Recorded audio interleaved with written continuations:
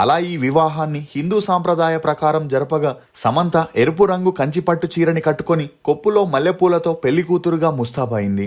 ఇక ఈ పెళ్లికి ముందు ఉంగరాలు మార్చుకున్న సమంత రాజ్ నిడిమోరు ఆ తర్వాత హిందూ సాంప్రదాయం ప్రకారం పెళ్లి చేసుకోగా మొదటగా ఈషా ఫౌండేషన్ అఫీషియల్ గా ఈ న్యూస్ ని అనౌన్స్ చేస్తూ సమంత రాజ్ లింగ భైరవి సన్నిధిలో పవిత్రమైన భూతశుద్ధి వివాహం ద్వారా ఒకటైనట్లు ప్రకటించడంతో ఇప్పుడు ఈ న్యూస్ అన్ని చోట్ల వైరల్ అవుతుంది. దీంతో అసలు ఈ భూతశుద్ధి వివాహం అంటే ఏంటనే ఆసక్తి అందరిలోనూ నెలకొనింది. ఇక వివరాల్లోకెళితే భూతశుద్ధి వివాహం అంటే వధూవరుల దేహంలోని పంచభూతాలని శుద్ధి చేయడం అని అర్థం.